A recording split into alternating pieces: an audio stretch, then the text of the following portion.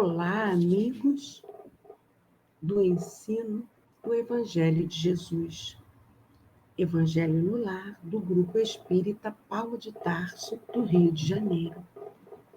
Neste propósito de amor, estamos aqui reunidas, eu, Norma, e a minha irmãzinha Vânia, para o estudo do capítulo 4 do Evangelho segundo o Espiritismo. Ninguém pode ver o reino de Deus se não nascer de novo. No subtítulo, Os Laços de Família fortalecidos pela reencarnação e quebrados pela unicidade da existência, em que serão abordados os seus primeiros itens, a saber, o item 18 pela nossa irmãzinha Vânia e os itens 19 e 20 por mim. Vamos então fechar os nossos olhos para a nossa prece inicial. Graças a Deus. Obrigada, Jesus, por mais esta oportunidade de comunhão convosco. Seja conosco, Senhor, através dos seus mensageiros de luz que nos assistem. Gratidão a todos vós, ao nosso mentor Paulo de Tarso, mas, sobretudo, gratidão ao nosso Pai Maior, a quem pedimos muita proteção e a devida permissão para iniciarmos o nosso Evangelho de hoje, dando juntos graças a Deus. A palavra é sua, querida Vânia. Obrigada, Norminha. Olá a todos vocês, sejam bem-vindos. Antes de começarmos a leitura do item 18 do nosso estudo de hoje, eu quero só lembrar vocês que, conforme a tradução da qual vocês fazem uso do Evangelho, há algumas diferenças, né? Na minha tradução, o título está: A reencarnação fortalece os laços de família, ao passo que a unicidade da existência os desfaz, tá? Então, aqui a gente atentar para essas diferenças de tradução, porque muitas vezes, falei muitas vezes, não falei sempre, pode haver uma alteração no sentido daquilo que nós vamos ler. Então, vamos lá. O item 18. Os laços de família não sofrem destruição alguma com a reencarnação, como pensam certas pessoas. Ao contrário, tornam-se mais fortalecidos e apertados. O princípio oposto, sim, os destrói. No espaço, os espíritos formam grupos ou famílias, unidos pela afeição, pela simpatia e pela semelhança de inclinações.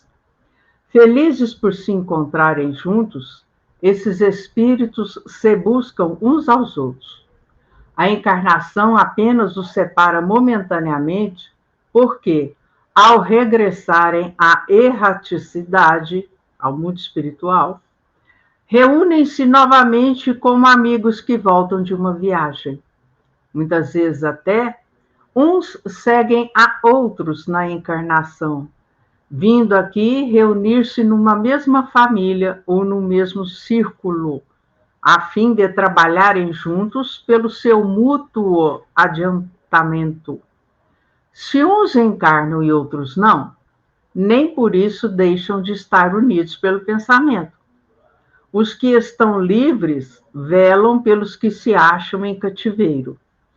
Os mais adiantados se esforçam por fazer que os retardatários progridam. Após cada existência, deram mais um passo no caminho da perfeição. Cada vez menos apegados à matéria, seu afeto é mais vivo, justamente por ser mais depurado, e não ser perturbado pelo egoísmo, nem pela sombra das paixões.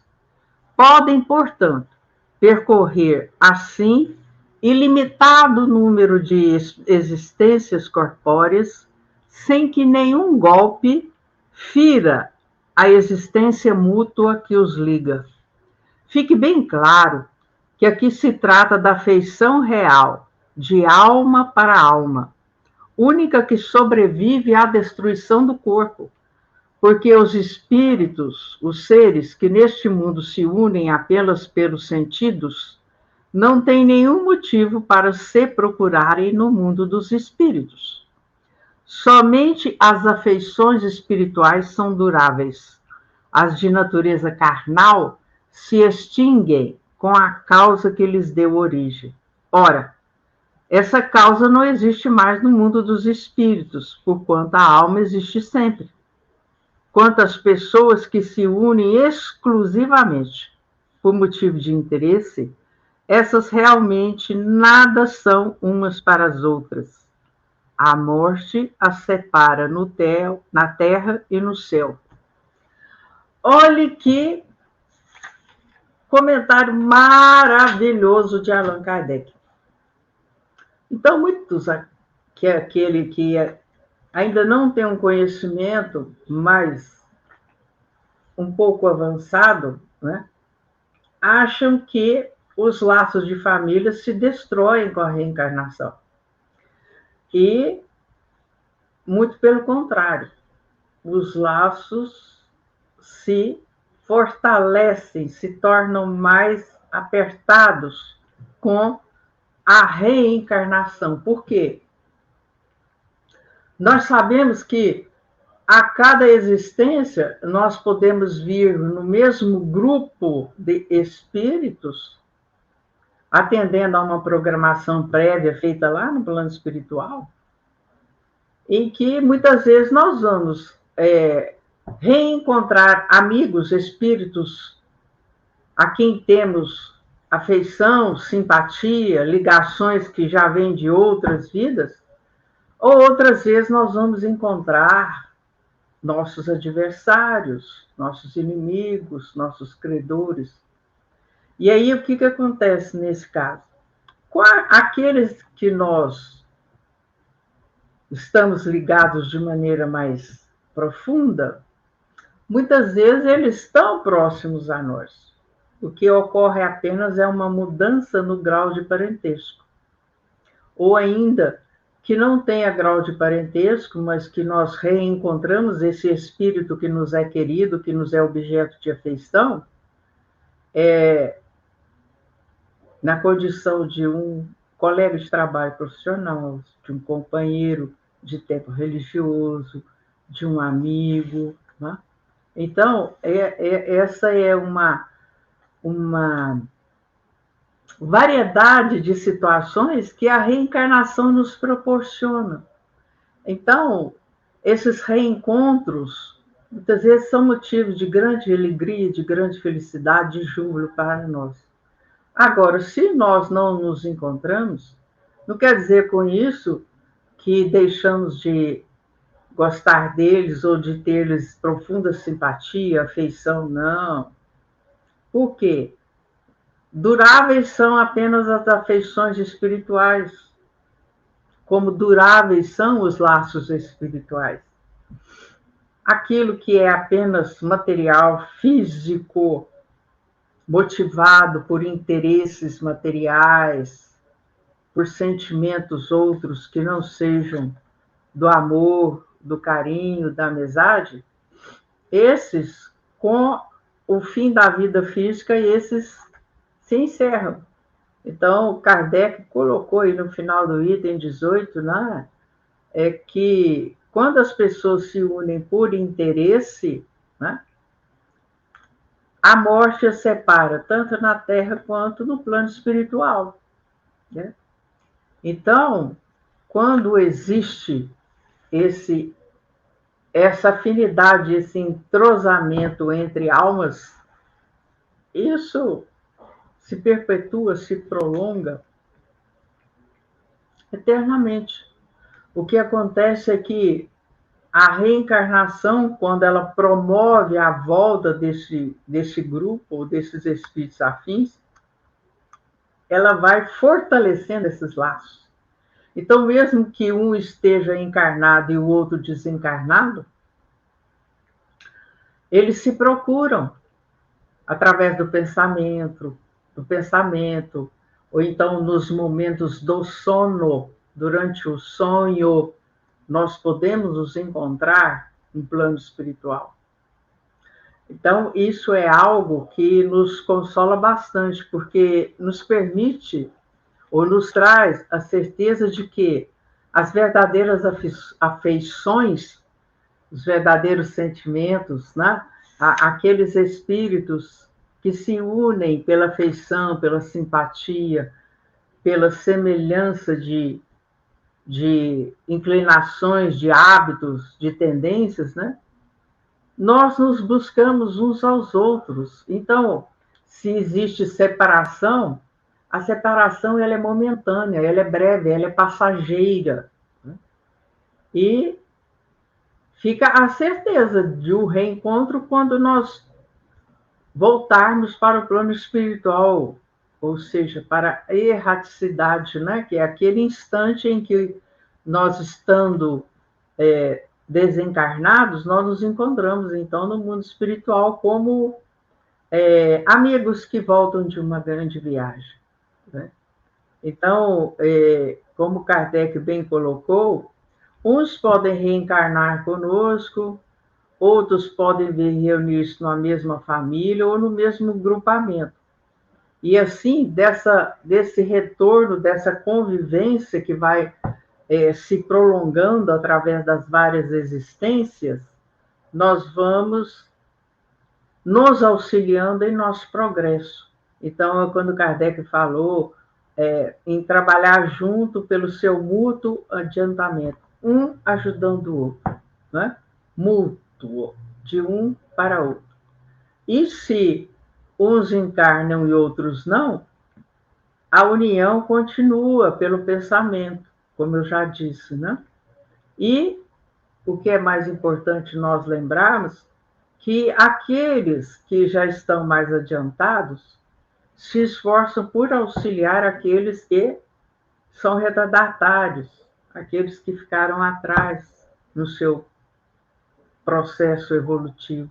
Né? Então, o que nos estimula muito é que a cada existência nós damos um passo a mais no caminho da perfeição.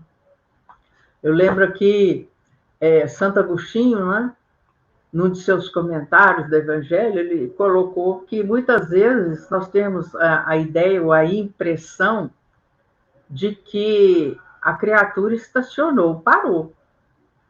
E ele disse que há avanços que para muitos, ou para nós encarnados, parecem imperceptíveis, ou seja, nós não os percebemos, porque às vezes são tão sutis, tão pequenininhos, né? E nós muitas vezes ainda necessitamos de um acontecimento grandioso, algo espetacular assim que mostre, fulano mudou, fulano se modificou, né? E é preciso que nos recordemos de que este processo de transformação nossa, de mudança de hábitos, é um processo gradual. O que é gradual? Acontece aos poucos. E por ser assim, é devagar. E por que assim é? Para que a criatura não se sinta violentada. Aquelas mudanças assim bruscas, radicais, repentinas, que exercem realmente uma violência, não? Moral sobre a criatura. Então, aqueles que se sacrificam mais, aqueles que perseveram, aqueles que estudam, que se conhecem, esses poderão empreender uma caminhada um pouco mais rápida, né? Na linguagem jovem, vamos lembrar aqui, né? Aqueles cuja ficha demora a cair, demorarão um pouco mais de tempo, mas todos nós chegaremos lá, porque essa é a nossa destinação, é para isso que nós somos criados. Então, nos cabe aproveitar esses encontros com espíritos afins, né, para que nós possamos prosseguir em nossa jornada, porque as verdadeiras afeições, aquelas afeições que jamais acabam, são as afeições espirituais, né? Não são aquelas do corpo, não são aquelas dos interesses, sejam eles quais forem, né? O que importa, né? O que vale mais, o que a morte não destrói, nem a ferrugem não atinge, o que é? São as afeições espirituais, de espírito para espírito, aquelas que se buscam, aquelas que não são alteradas nem afetadas pelo egoísmo, nem pela sombra das paixões, né? Aquelas que vão se depurando, se aperfeiçoando a cada reencontro. Quem é que não quer uma afeição assim, hein? Agora nós passamos a palavra para a nossa querida Norma. Olá, queridos irmãos. Vamos então dar prosseguimento, né, ao nosso estudo de hoje. Item 19. A união e a afeição que existem entre os parentes são indícios da simpatia anterior que os aproximou. Também se diz, falando de uma pessoa cujo caráter, gostos e inclinações não têm nenhuma semelhança com os de seus parentes, que ela não é da família.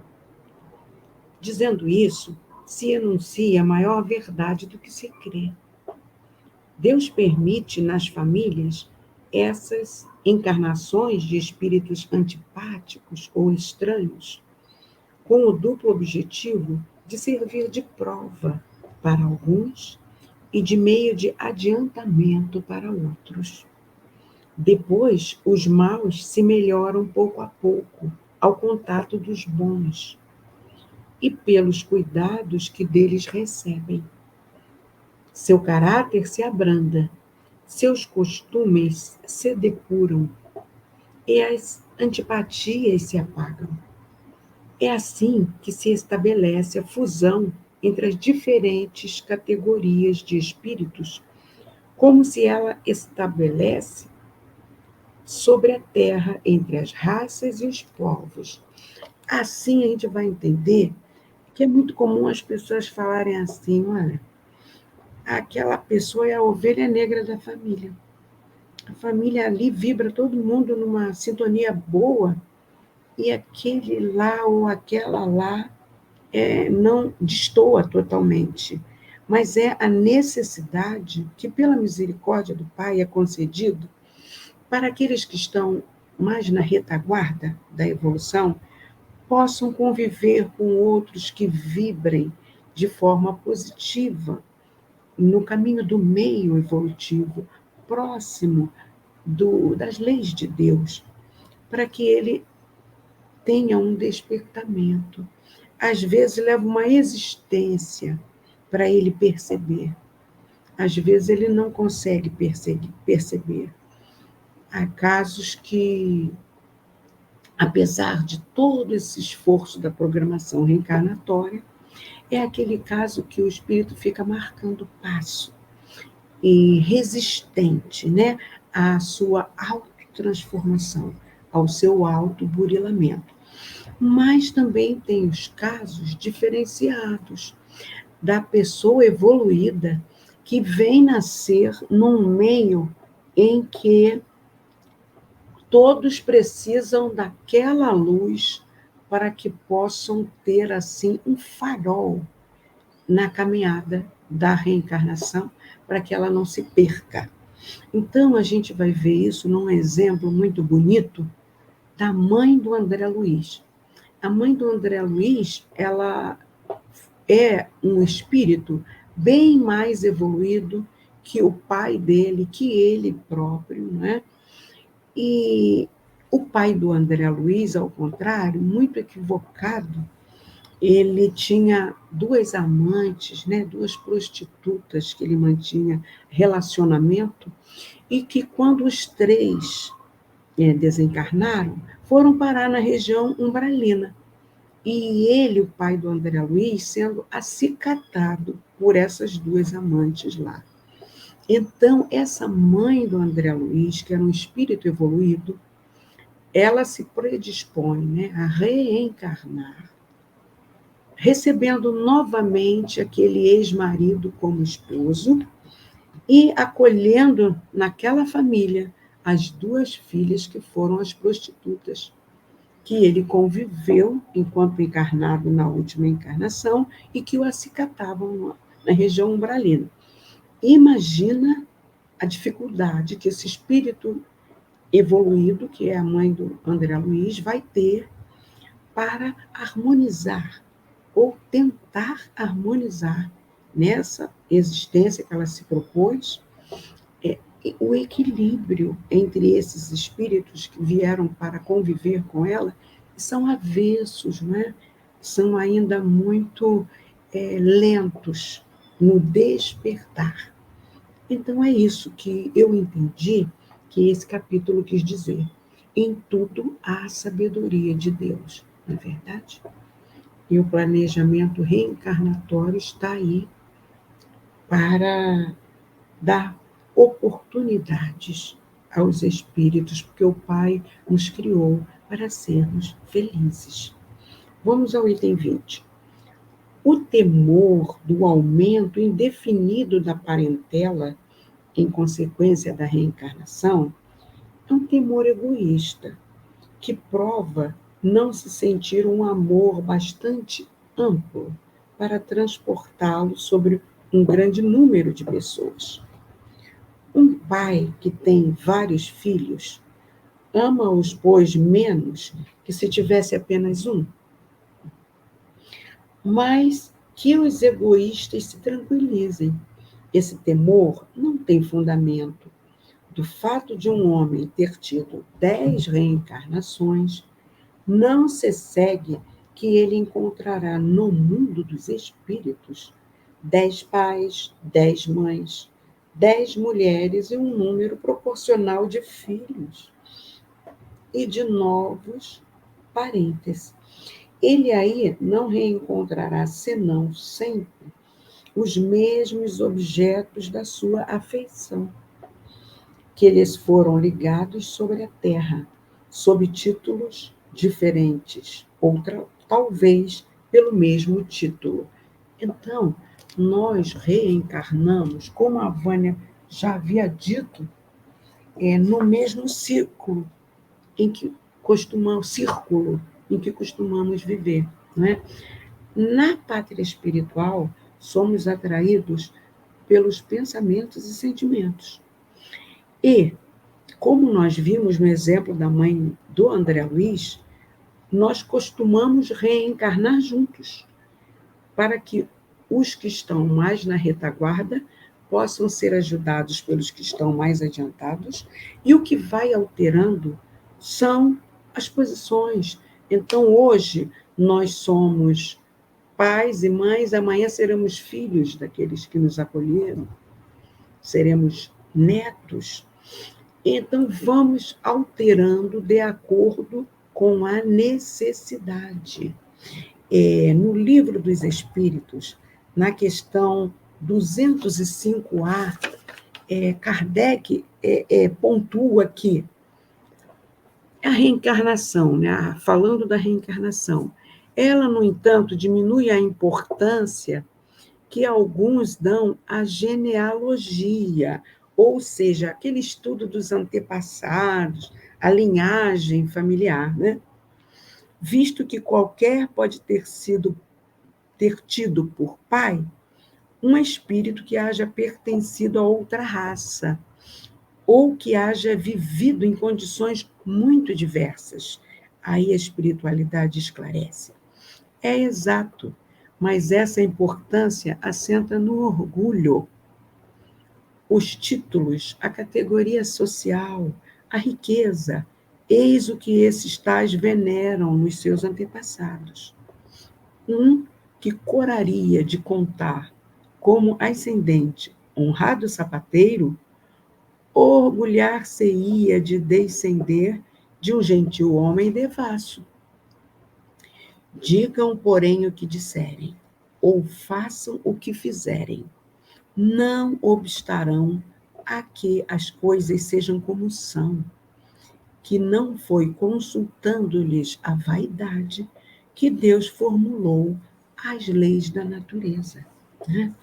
Então, meus irmãos, a gente tem na doutrina espírita uma riqueza de exemplos dessas reencarnações nas mesmas famílias, no mesmo círculo. Agora, quando aquele espírito já teve diversas ocasiões de reencarnar numa família harmoniosa com as leis de Deus, e ele recalcitra seguidamente, ele aí vai reencarnar como estranho em outras famílias. Entendeu? Para ele despertar. Em tudo há a sabedoria. Para aqueles que quiserem se aprofundar, há uma trilogia psicografada pela dona Ivone do Amaral Pereira, pelo espírito Charles, maravilhosa. São Nas Voragens do Pecado,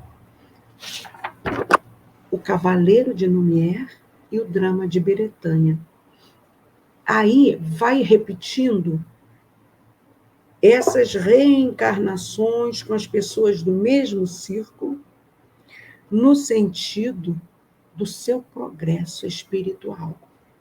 Então, no primeiro livro, começa exatamente num período da França, do século XVI, 1572, quando tem a noite de São Bartolomeu, né, em que os reis católicos franceses dizimam por repressão os huguenotes ou protestantes daquela época, e a partir dali é criado toda uma celeuma de duas mulheres que não perdoam os seus entes queridos, que foram crucificados. E aí a gente vai vendo ao longo desses livros o desenrolar dos fatos. Então, a gente não precisa comprar todos esses livros. Há casas espíritas que emprestam. Então, se a gente quiser se aprofundar nesse entendimento, a dica foi dada. Um abençoado final de estudo para todos nós, com a paz de Deus. E agora eu passo para a nossa irmãzinha Vânia para fazer a magnetização da água. Muita paz, meus irmãos. Olá, você.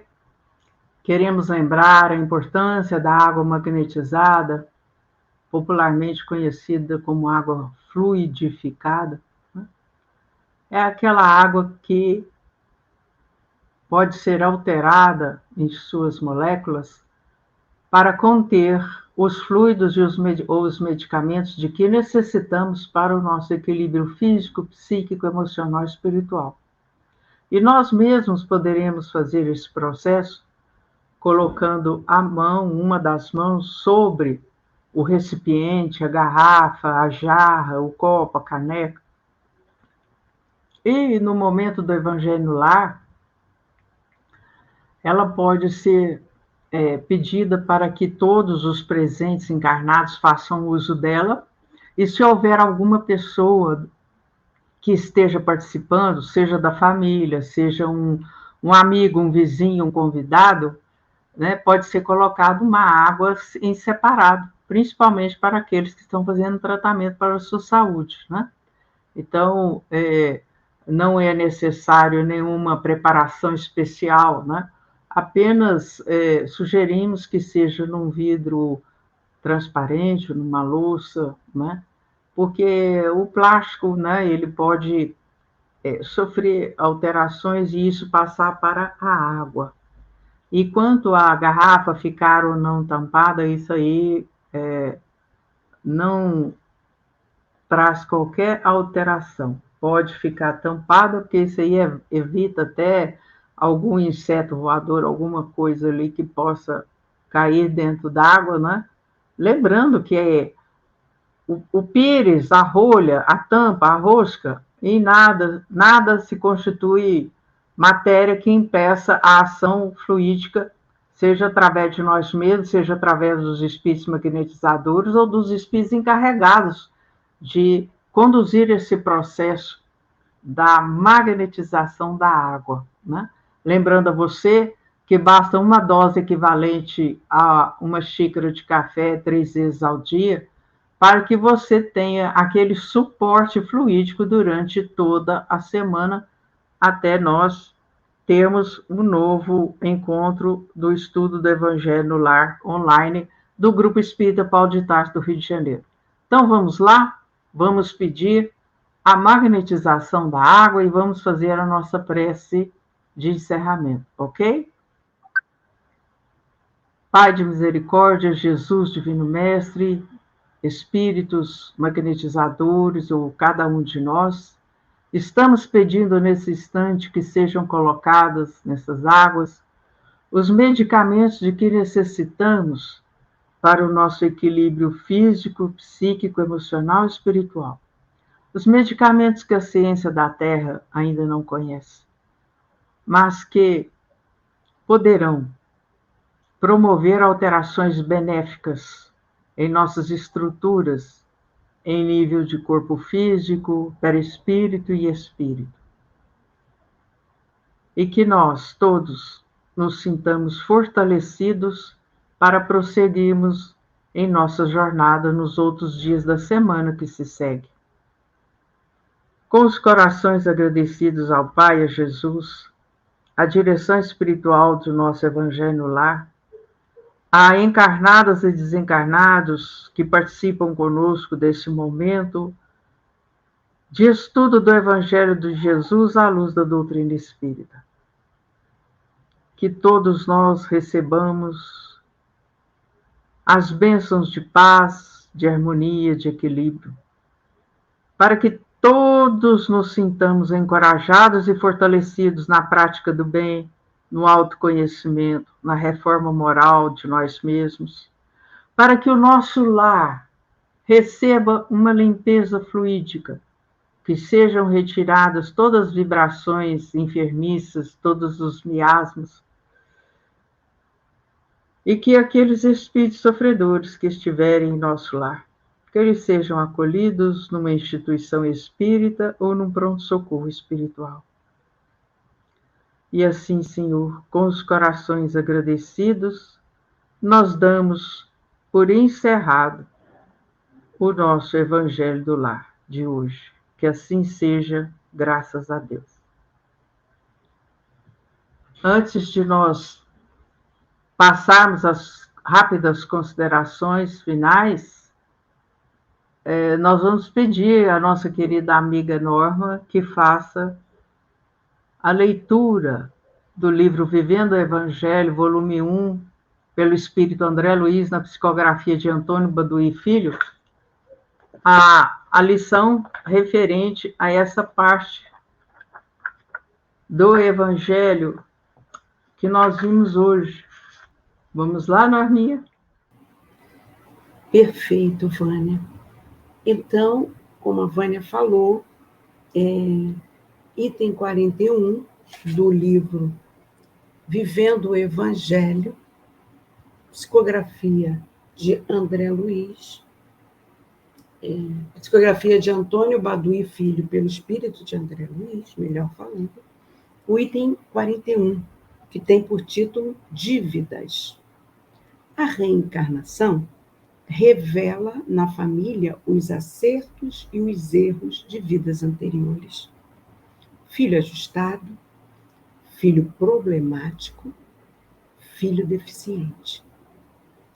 Marido responsável, marido leviano, marido tirânico.